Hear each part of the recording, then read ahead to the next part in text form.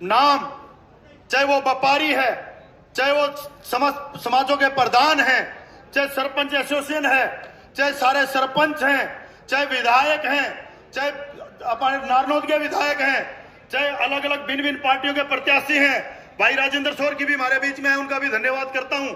आज सबने आके राजनीति से दूर होकर एक टीम रेस के मंच पे आकर आज रामपाल जी महाराज का धन्यवाद करने का काम किया है। मैं इन सब के सामने नतमस्तक हूं और इन सब का धन्यवाद करता हूं।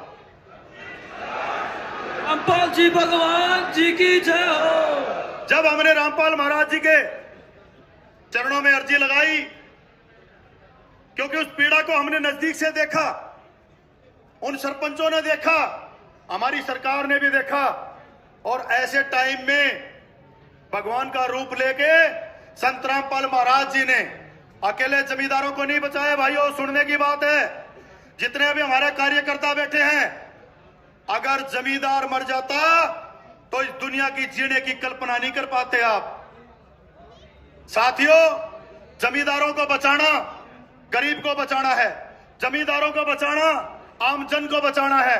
और मैं तो अब एक नई पहल का भी धन्यवाद करना चाहता हूं महाराज जी का, कि जिन्होंने जेल में बैठे आज गरीबों के घर बनाने से लेके 3 करोड़ गरीबों के घर में डेली राशन पहुंचाने से लेके ऐसे ऐसे कार्य करने शुरू किए हैं। कुछ लोगों ने मेरे से बात की, कल कोई पत्रकार मेरे से पूछ रहा था कि भाई फलाने महाराज जी जेल में है, फलाने महाराज जी जेल में है, फलाना किस काम में है, तो आप कैसे देखते हैं? मैं तो एक ही रूप में देखता हूं कि जो इस जनता की सेवा करना जानता है और जो जन सेवक के रूप में आया है और गरीबों का मसीहा, किसानों का मसीहा बन के आया है, उसका नाम संत रामपाल महाराज है। टीम नरेश के सभी कार्यकर्तागण, आप सबने बहुत जबरदस्त कार्यक्रम, हमें उम्मीद नहीं थी, हमें 5 दिन का समय मिला था।